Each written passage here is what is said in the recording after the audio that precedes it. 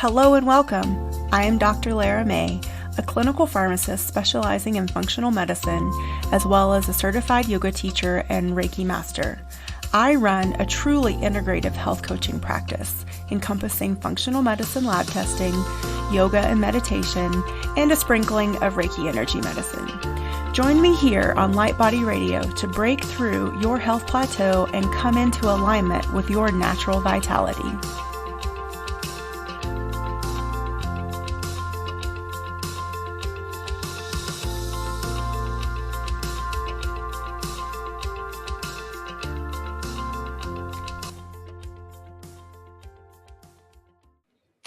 Hello and welcome to the latest episode of Light Body Radio. I am your host, Dr. Lara May, and today I have with me Michael Collins. He is the founder of sugaraddiction.com and Quit Sugar Summit, as well as the past chairman of the board and current board member of Addiction Institute. He has been completely sugar-free for over 30 years, which I find to be super impressive, and has worked closely with others to help them regain their lives ravaged by multiple addictive products and substances. So welcome.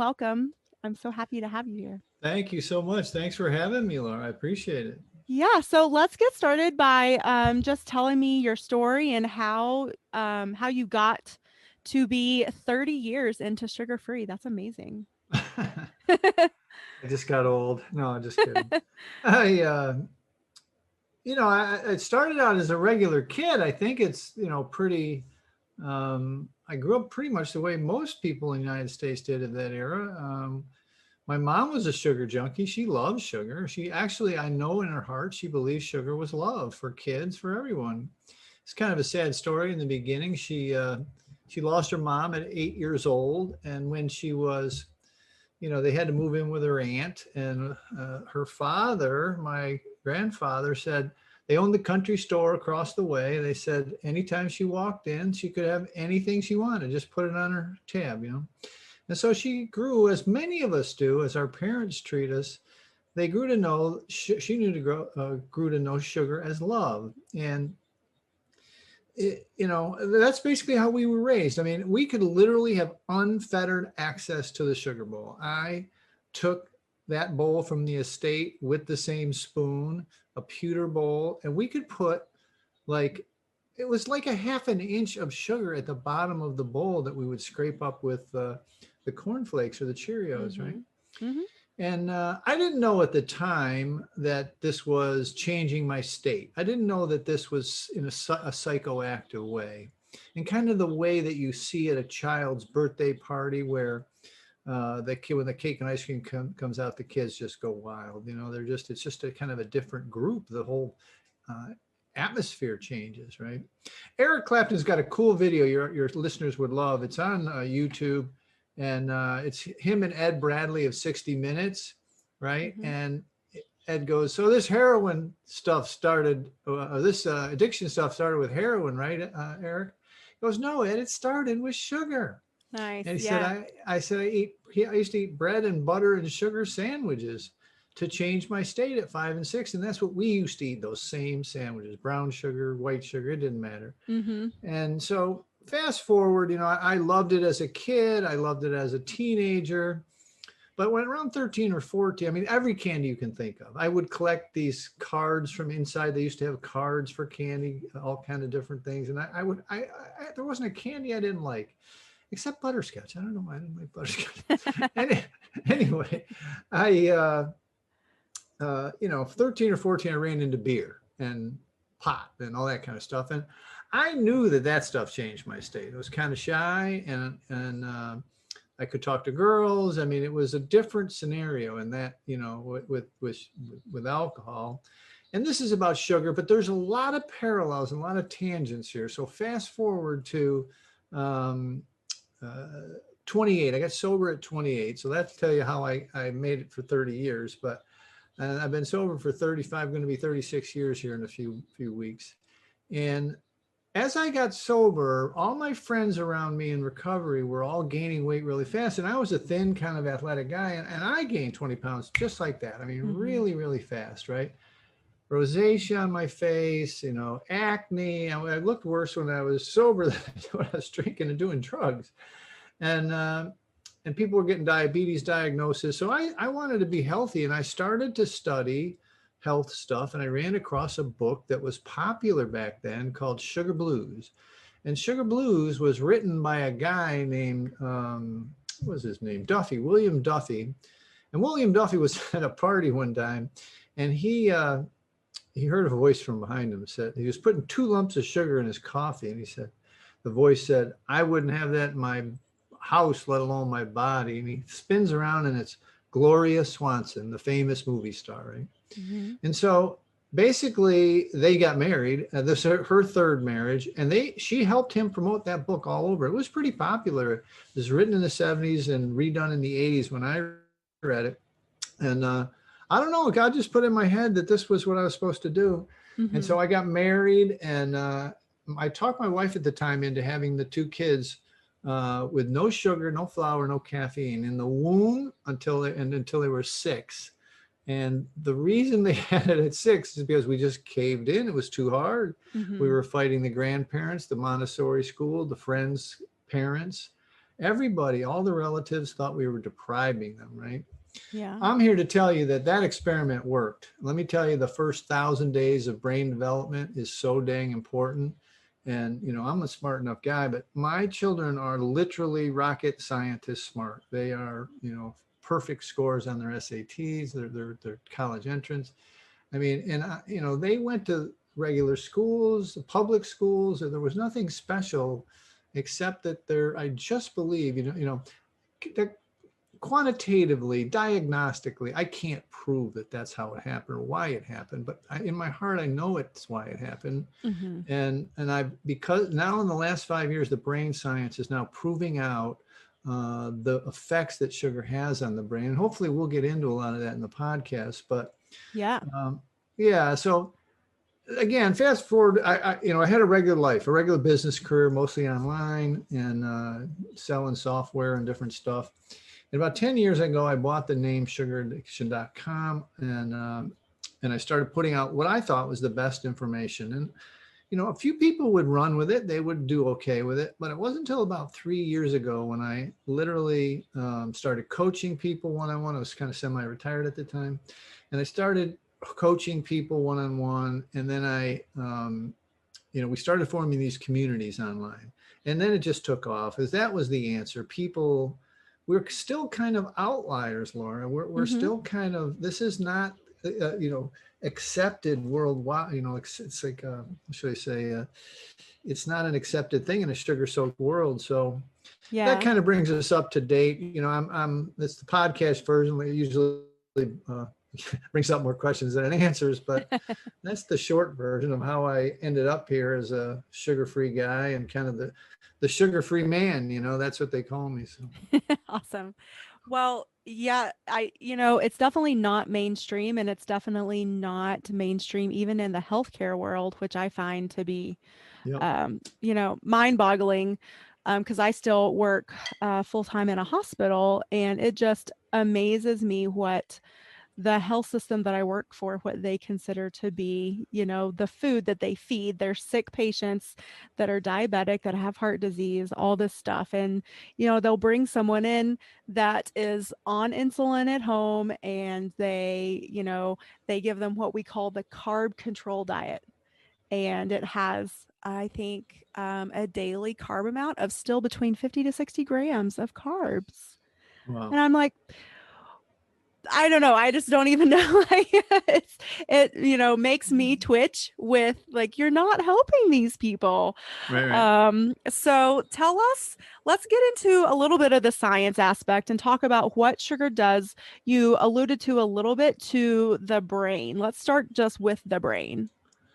Well, yeah, I mean, that's kind of I guess you call it my specialty or my fascination for sure, is because I come from an addictive background. I learned a lot about sobriety and addiction and that kind of stuff as a layperson mostly, but over the years and being sober and having this part of my life. And so I kind of came in from that angle, but in the last 5 years, the science has exploded about the brain chemistry. Now we all know that, and for your folks who don't know, that the brain of the table sugar molecule is half glucose and half fructose, right? Yeah. And so we all know what the glucose does. I mean, I got a glucose monitor, a continuous glucose monitor, just for my coaching. Cool. Yeah, I mean, everybody knows what it does to their body, right? Uh, they know about diabetes. They know about the even like Alzheimer's, and all these kind of diseases are now being tied to sugar, Mm-hmm. right? Heart disease, high blood pressure, everything you can think of. But what they don't know about, and what is ignored, is the fructose's effect on the brain reward chemicals, the nucleus accumbens, the norepinephrine, GABA, dopamine, serotonin, even the Mm-hmm. adrenal glands. All Mm-hmm. of these things are affected by this drug, and it is a drug. It's a toxin. It's a brain toxin. It's a body toxin. It's an inflammation toxin. It's very toxic in the body at high doses, and the dose makes the poison, right? I mean, Mm-hmm. we do a little alcohol, we do a little cocaine, we do a little heroin, whatever, but we are pounding 20 plus teaspoons average a day through our system. We just are never giving it a break, right? And when you're looking at the brain reward systems, thinking about, like, this could have been happening since you were in the womb, that you were basically in fight or flight for your whole life.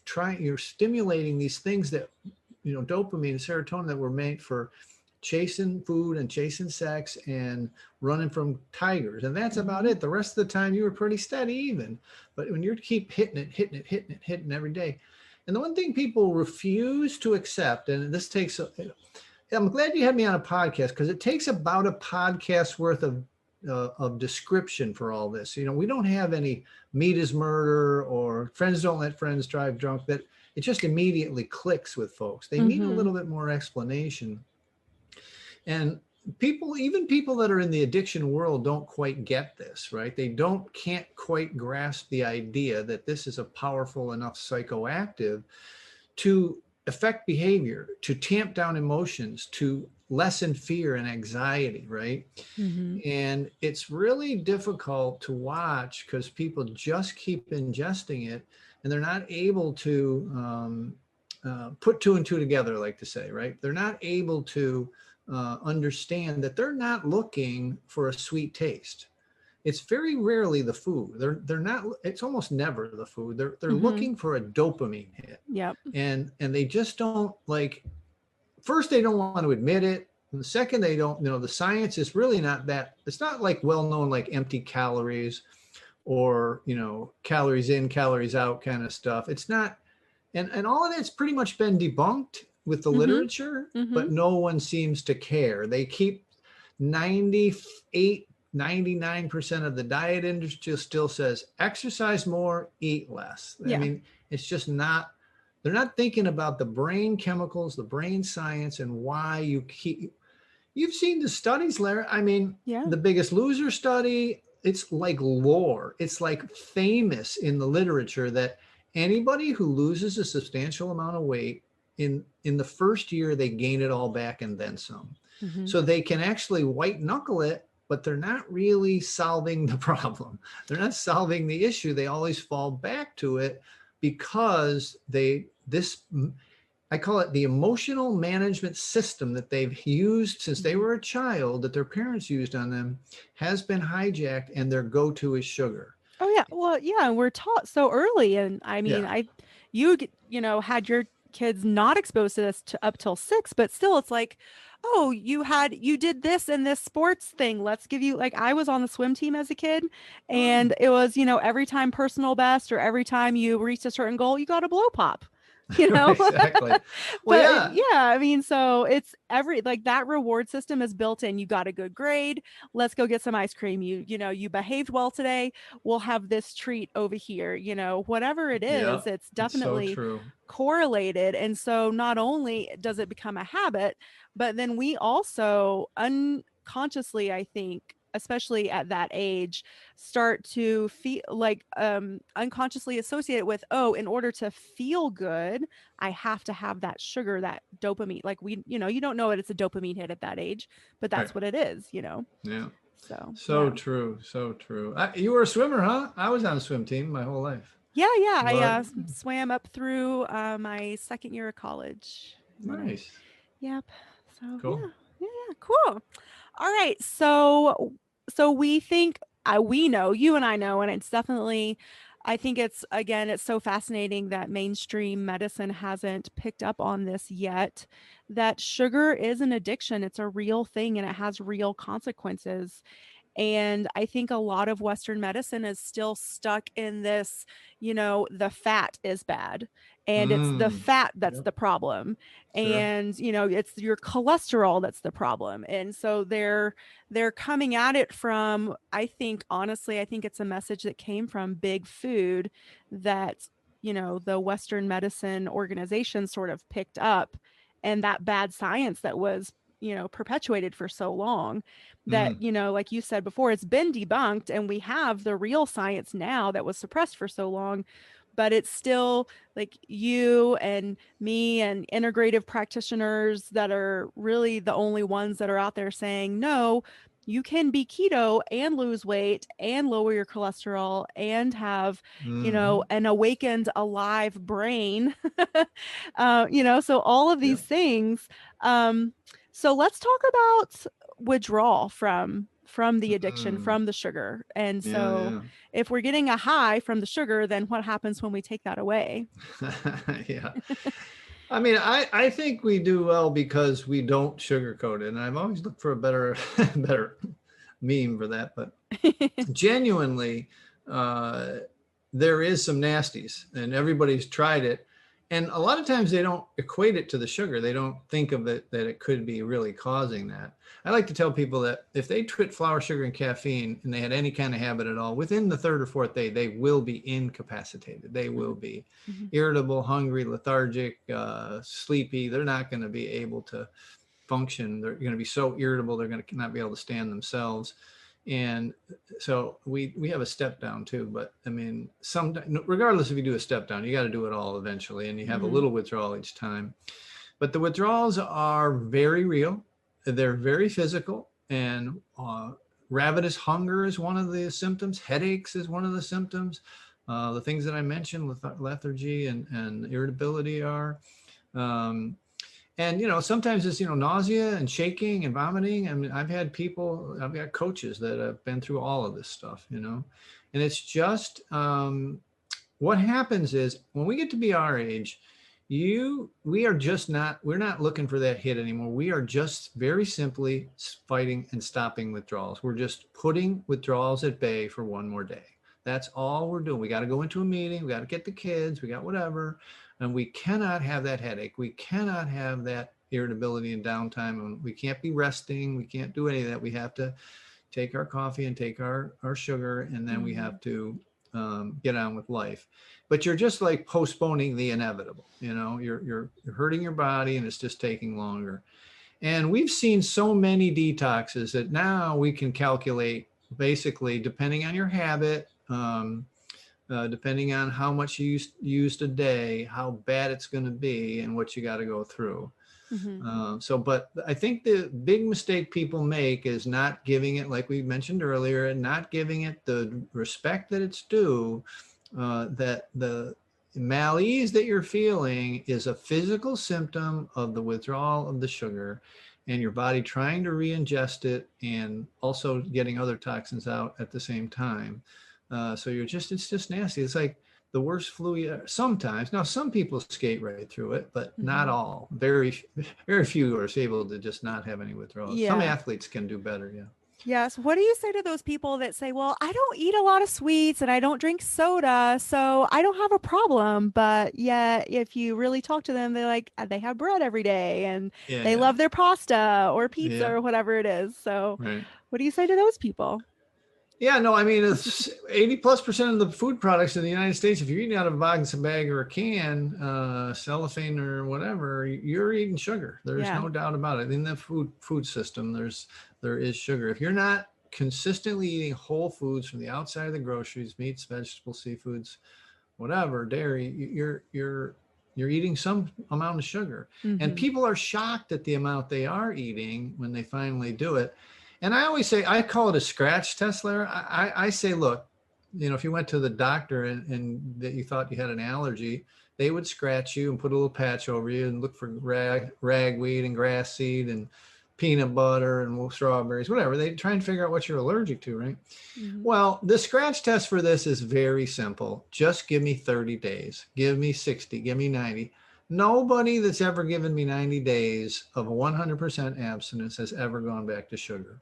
The changes in their body and their brain are so substantial, they just don't want to risk it. Now they may fall off, they may whatever slip, but they will always come back because uh, this scratch test proves. Like if I told you, if I told you no broccoli or no steak for 30 days, you go, I like steak, and you say, okay, I'll do it, and you eat other stuff, right? Yeah. But when I tell them sugar, they're like, first of all, they get like this kind of fear that they're right out before they even try it. Right. Shouldn't that be the first sign? Yeah, that should be the first sign.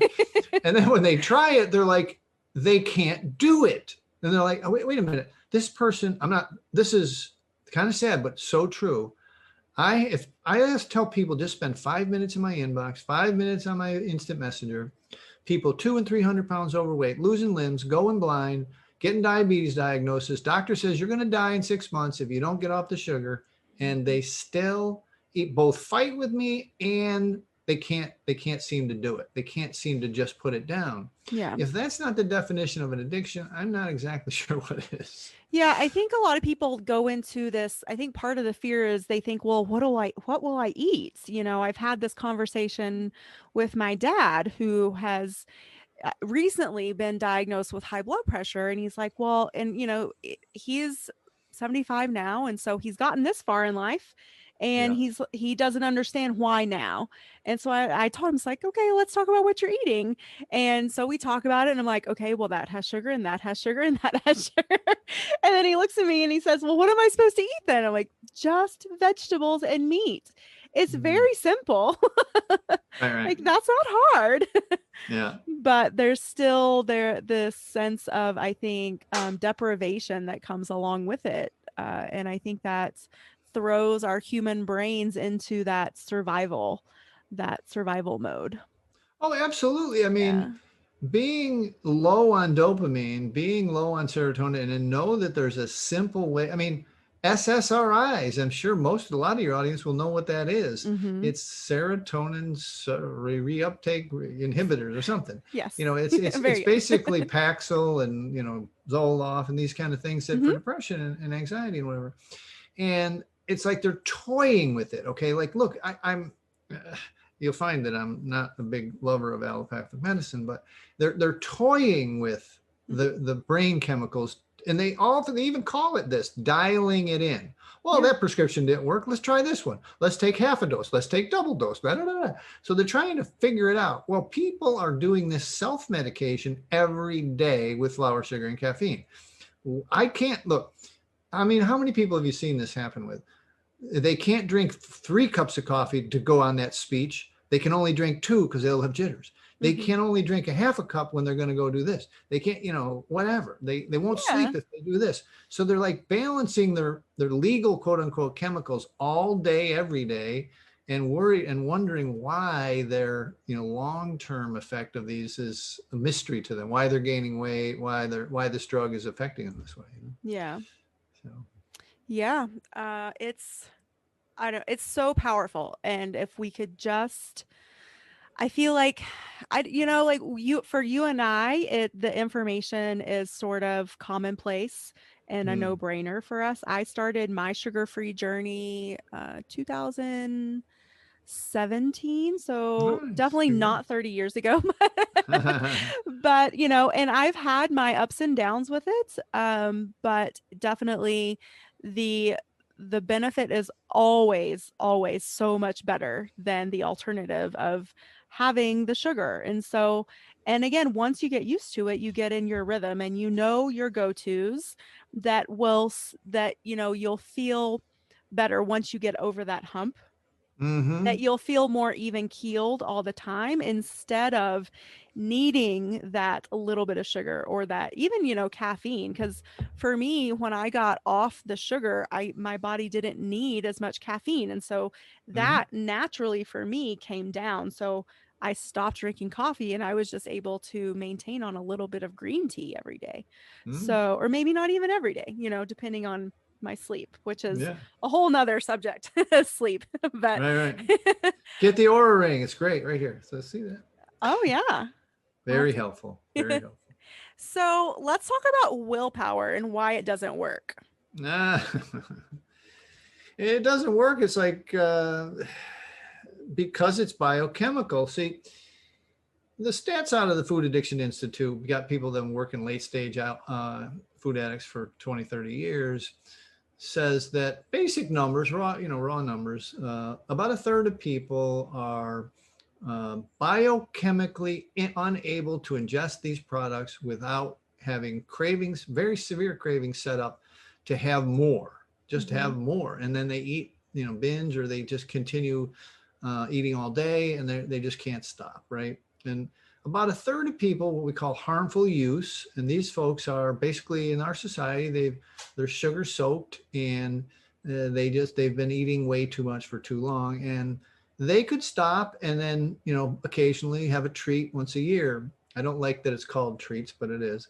That lexicon has to change, Yeah. but and then about a third of people are normal people, normies, that they can leave half a brownie, and we all hate them, but those folks are normal. But now some of those folks too, even thin people, can have real severe sugar addictions, kind of bordering on harmful use. But let's just focus on the third of people who, if they recognize themselves in this talk, they'll see that they're, they've tried dang near everything. I mean, literally, they've tried every diet, every shake, every pill, every potion, every doctor, every diet. They've tried it all, but somehow they cannot put down the white stuff. They can do all the rest of the diet. They can do keto, they can do vegetarian, they can do whatever the diet, quote unquote, is. Mm-hmm. But there's always a component of their their food plan that is off food plan, and they're drawn back to the sugar. So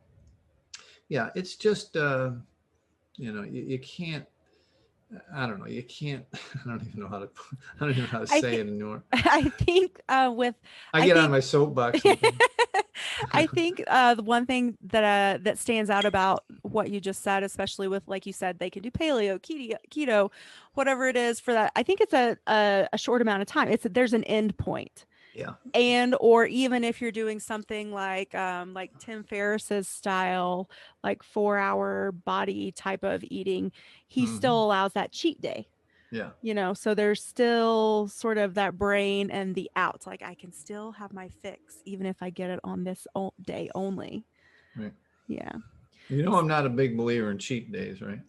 Yeah, Yeah. I hear you. I'm not either. And I think because it's just easier to maintain what you're doing if you don't have the cheat day, because your body, again, like it's a rewiring, right? Yeah. With 100%.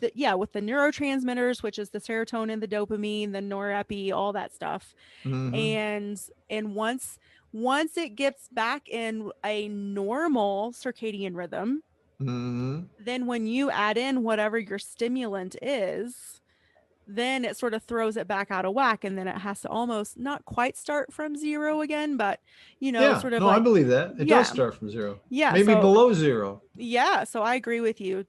If I have a client that insists, and if it's gonna at least get them started, then I say, okay, you can start with a cheat day. But Yeah. let's talk about later when you're doing really well. Let's talk about if we can, phase that out.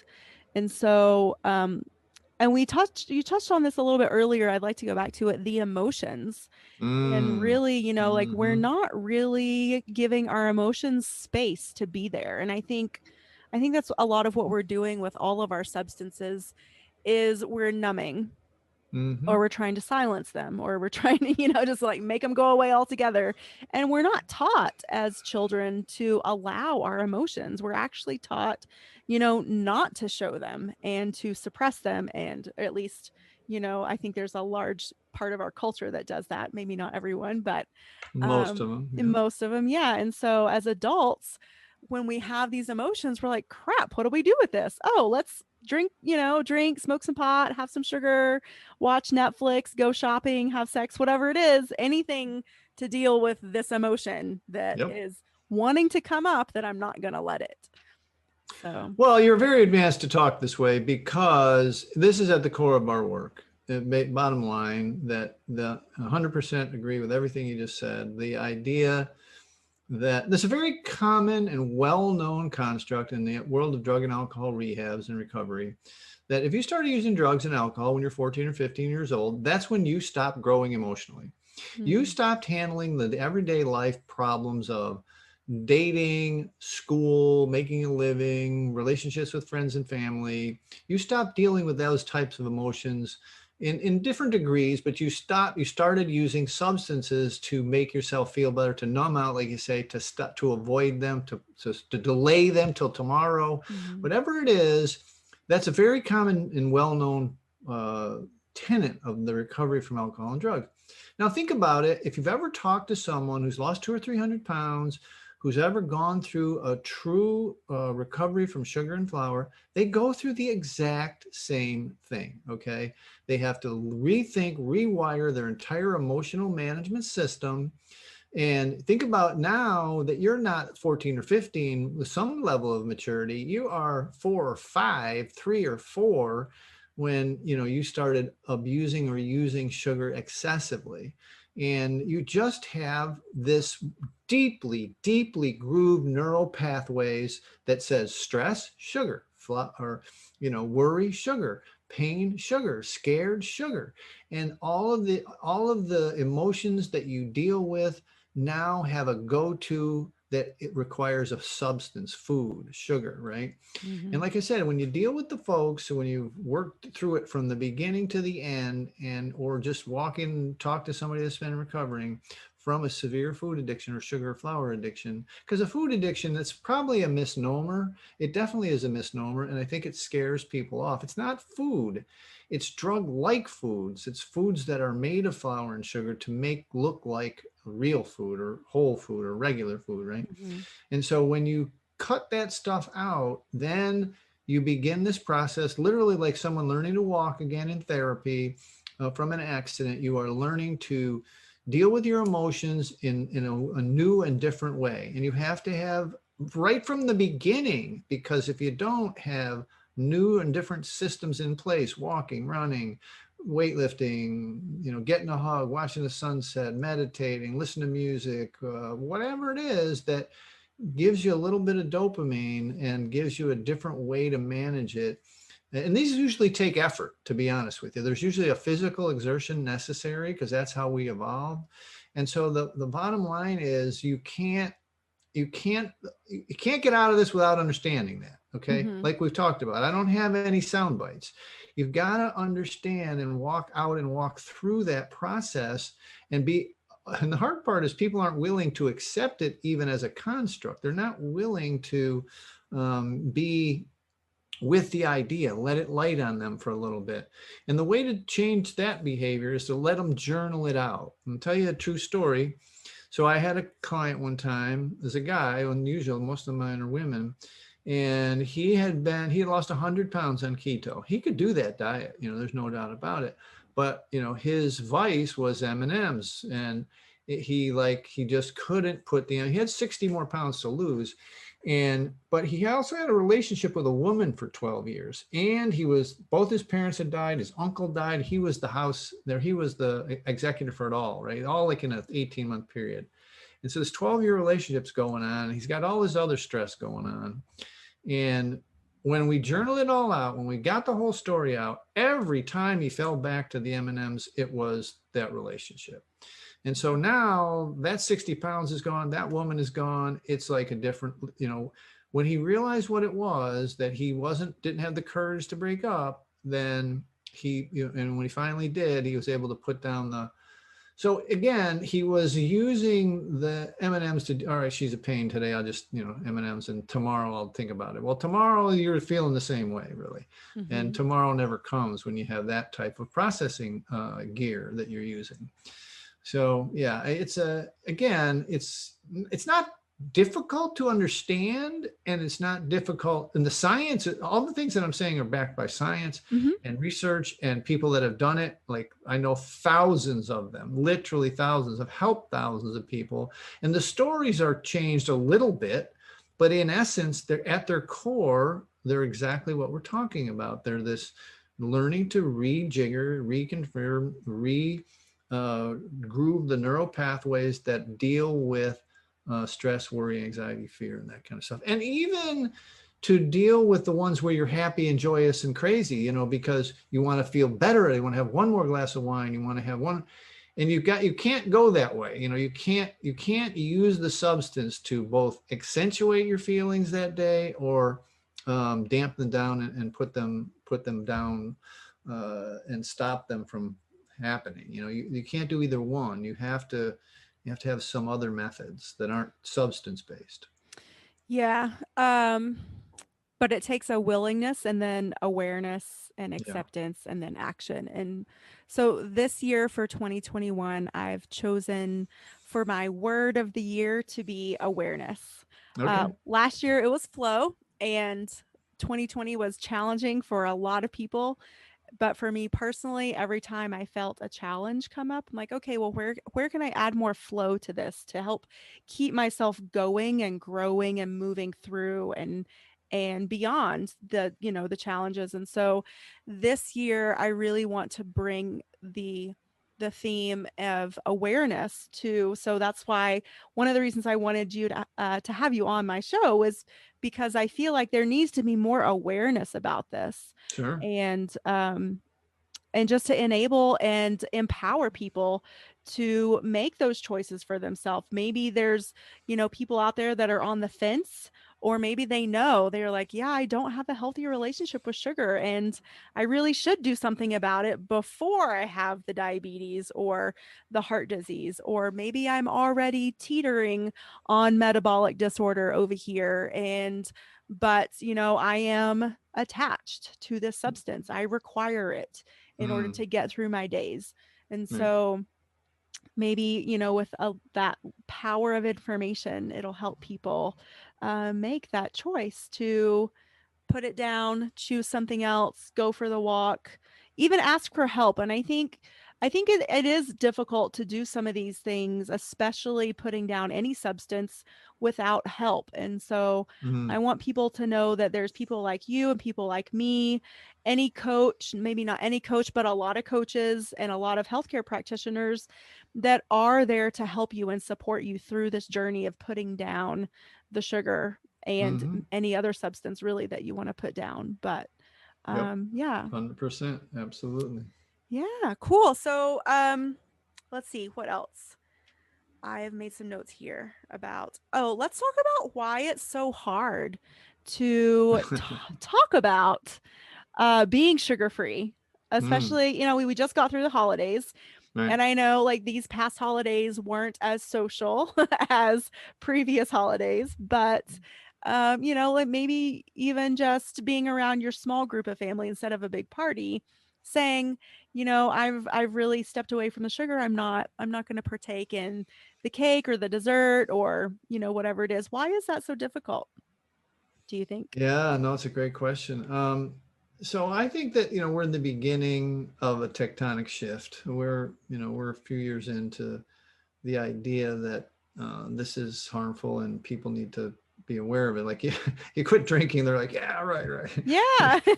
quit smoking. Good job. Yeah. You quit sugar. Like, are you crazy? Yeah. Like, why? They're like, why? People are confused. They're very confused. Like they have to, first of all, they have to look at themselves. They're like, well, she's pretty smart. Why is she doing that? She's a doctor and everything, so like, they have to look at themselves. That's the first thing. And the second thing is a lot of them have tried it. They've tried to cut back and they just can't seem to do it. They just can't seem to get it done. And And also, I don't know. I mean, it's hard, I think, because it just, Rodney, if you know, I'm dating myself, Rodney Dangerfield, the Mm-hmm. comedian, Yeah.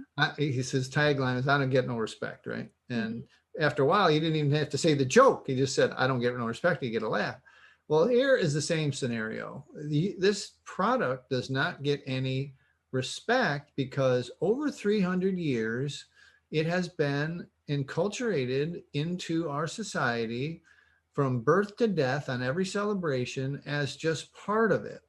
And all of the maladies that are related to it, that we talked about, and metabolic syndrome and arthritis and it goes on, and mental and physical, people think of as aging.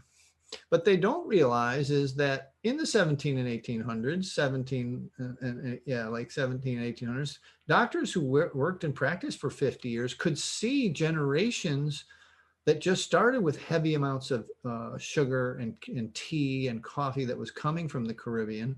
And they could see the changes in people. They could see the obesity, but now we can't see it. Now we do have pretty good glimpse from the 70s and 80s, early 80s, from high fructose corn syrup getting into the food system and watching the obesity numbers go straight up and to the right. We can see that. But still, it hasn't, because of what you said earlier, that fat has been demonized for so long that, and really it's into the consciousness now. Mm-hmm. And, we had Coca-Cola and all the food product companies. They were piling on that. They were literally paying for that research. They were, behind the scenes funding this research, and they kept having low fat, low fat, low fat. When in reality, if you read any of the literature, it really still is the sugar that's causing the problem. Mm-hmm. So that's why it's hard, because it's so socially accepted. You can give this product to a baby, to a 1-year-old, and not only will you probably get a pat on the back, you'll probably get a big smile from the parents and the baby, and no worries. But, I personally think that's criminal. I think that to do that, is to, train them in something now that science is proving is harmful. And there's now a lot of, for the first time in history, the American Pediatric Dental Association, the American Association of Pediatrics, the American Heart Association, there's one other I always forget, but all four of them, the first time any group ever agreed that children between 0 and 5 should have zero sugar sweetened beverages, not Mm-hmm. like a little, but zero.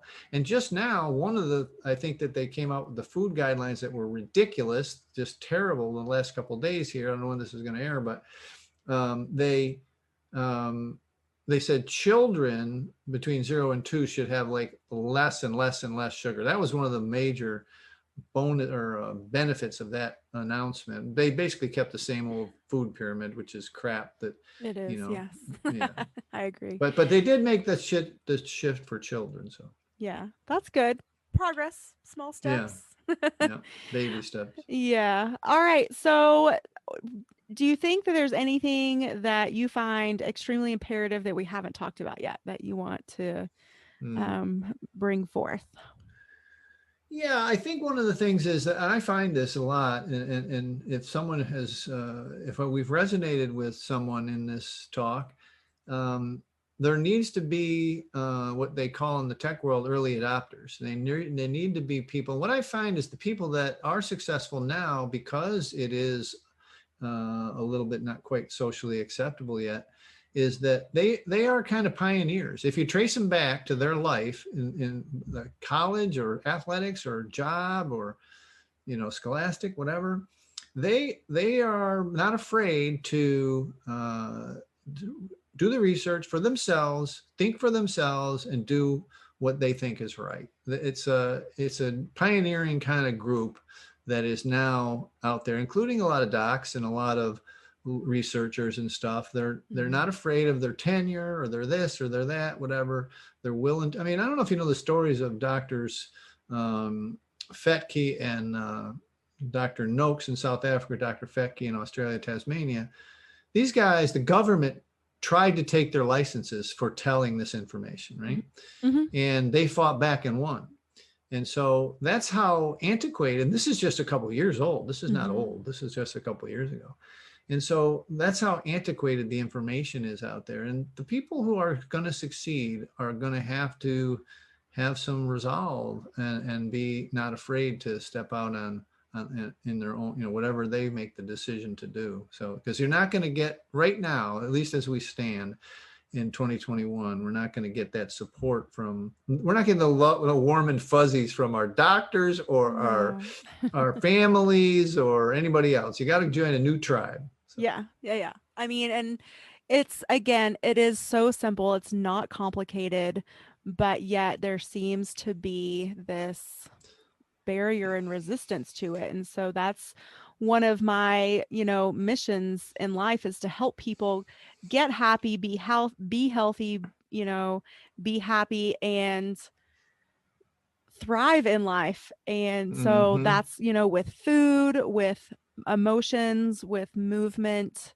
in all the ways. And so I hope that we can spread the word and Yeah, for help sure. people release the sugar, Yeah. let it go, and see what magnificent changes can unfold. You know? People are shocked at they're not, I mean, yeah, they lose the weight, that's the given, but the brain fog that clears, the skin that clears, all these other benefits that happen are better than the weight loss. That Yeah. people, we got a saying, come for the vanity, stay for the sanity. It's like people think they want to lose weight at the beginning, right? Yeah. Then their brain is working better, and they're feeling better emotionally and spiritually and mentally. They're just better. And so that's why they stay, not because their weight is going to come off if they Mhm. do it. It's like you don't need to exercise, need to do anything. Their weight will come off. That's just, Yeah. if you focus on the weight, it might not come off. You got to focus on your other recovery, or we call them non-scale victories. Yeah. Would you say that you necessarily promote a keto style of eating or just in general, just like simply, sugar free? I know in your book, you have the list of all of the different names and of Right. how they hide sugar and how they name sugar in foods. And I think that's a fabulous Yeah. resource out there. But Yeah, no, I mean, we try to be Switzerland. We try and be neutral as to food plans. yeah, We have coaches that are vegan and vegetarian and keto and the whole nine. And as long as you're eating whole foods, we're fine with it. yeah. Um, our goal, two things. One is to raise the awareness. I've got a unique skill set and being able to get exposure online. And so I'm just trying to raise the top of the funnel to get more awareness. There's plenty of folks now who can tell them about their diet or their nutrition or this, that. I need to get them, exactly everything we've discussed today, the addictive processes that are keeping them on white process. I call it powder addiction, white Hmm. processed products. It's just not known, and it's not known how to get off. It's because, and somehow they think there's an equation that has to do with calories in and calories out, and that.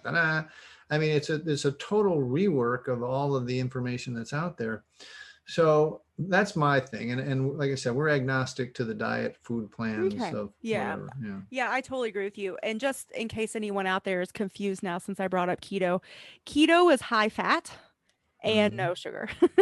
Right. And so having a sugar-free lifestyle would just be whatever your macros you're choosing for your fat and your protein, but without any sugar or One so. thing I like about the keto folks and their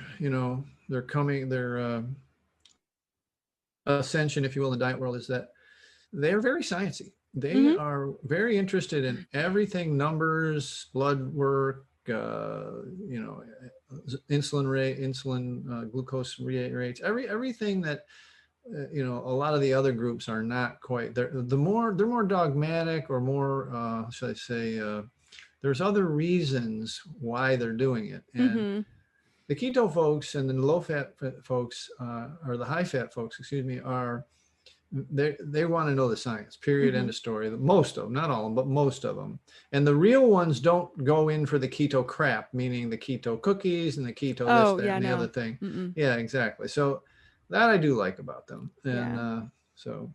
And I think their CGM, their continuous glucose monitor, will bear out that they're a little bit healthier than their compadres out there in the world. Yes, I was actually just going to ask you about that. If you don't mind saying which one you're using, do you mind saying? It's a Freestyle Libra. Okay, cool. Yeah. And so people know, I mean, it's just a little patch on your arm or your belly, and you can literally get it on your phone. You know, I can take a reading for you right now if you want. You know, it's like basically you just push the little button here, and then you scan it. You might not be able to hear it, and my sweater's kind of thick. Where the hell did it go? Come on, you. It won't perform when I'm doing this, but anyway, you just wave it over the patch, and it'll give you the reading, and it's just like one of the, I personally believe, I'm glad you brought it up, is that the entire world changes with what they call non-invasive CMGs, continuous glucose monitors. Amazon's working on them, Google's working on them. A lot of them have been working on them for years, but now they have pretty simple ways to get them out there in the world. In the United States, you need a prescription, but there is a little pin in it, a little prick pin. But it's not big, it doesn't hurt or anything. And you can just literally watch. You eat a banana, goes out of range. You eat a bagel, goes out of range. You know, you can just watch it, oatmeal, whatever. Forget about eating donuts or whatever. You can see in real time your blood sugar go from 80 or 90 to 200, just like that, you know, less than 30, 40 minutes. And when people can see that day in and day out, then they're going to change. Because right now you can kind of lie to yourself. You say, one donut's not going to hurt me. How can that hurt me? Yeah. But when you stay up in those ranges with high glucose and the insulin pumping all day, every day, long term, that's going to kill, you know, well, it's going to kill you. Yeah, it will kill you. Yeah. Yes. So one last little soapbox thing is that I don't think our medical establishment is forthright enough with the consequences of these chronic disease states. Yeah. And so that is one of the things that I consider myself to be a brutally honest practitioner. And it's not because I want to scare you out of doing something. I want you to have all the information, and I want you to understand the real consequences of your choices. They're your choices. I am here to guide you and lead you along the way, but ultimately the choice is still the person, you know, my client, my patient, you know, whoever that person is on the other side of my desk. And so, you know, and I'm sure it's same for you as a coach. It's like, you're here willingly. No one's making you be here. And so I'm here to help you make better choices, but also to help you understand why you're making those choices. And so that you can feel good about them and you can resonate with them and you can carry them forward and keep making good choices for yourself. So exactly. Yeah. Well said, for sure. Awesome. Well, thank you so much for being here. I really appreciate it. And I've loved this conversation. Is there anything that you want to talk about, like where my listeners can find you, or sure, any of that good stuff? When will this air, do you think? Any ideas? Actually, Thursday this week. Oh, good. So then we have the Quit Sugar Summit, which is going on right now. It's at quitsugarsummit.com. Okay. And send me an email. I'll tell you a little bit more about it, put in the show notes. Okay. And but the Quit Sugar Summit is our 6th annual, and we've been doing it for 6 years. And Dr. Lustig, Gary Taubes that we talked about. We even have Judy Collins, the famous singer, is there. She's going to be talking about her book Cravings. She's done obviously great music. She's Grammy nominated and done a lot of songs over the years. She's 81, and she wants this thing about food addiction to be part of her legacy. And so she came on. It was cool. And we have a lot of other folks that I've mentioned through this talk that are on there, Fetke and Dr. Noakes. These people in the world of sugar reduction, low carb, they're legends, literally. We've been doing this for 6 years and it's pretty big. So the Quit Sugar Summit, just quitsugarsummit.com. And it's free for 7 straight days. You just listen all you want, all day, every day. And I'm at sugaraddiction.com. We have a challenge going on all the time, 30-day challenge. You just drop in. We've got 7,000 people in our forum, and we have Zoom meetings, almost all weeknights. just the community that I talked about, we actually have. So Awesome. check it out. And there's my free book from Amazon is also available on sugaraddiction.com for a free download now for a little bit. So Okay. check that out. Cool. Well, thank you so much. And I'd love to have you back maybe as this, is ever evolving with the science and new information to bring forward. So And I'd love to come back. yeah. We've built some relationships with some podcasters over the years, and it's really, it turns out pretty well because the folks when they hear it first time, it's doesn't really light on them. Then they said the second or third time it does. Yeah. Yes. Yes. That's what I love about podcasts is you can listen to them as many times as you want. There's no limit. There you go. So awesome. Okay. Thank you so much. Thank you so much.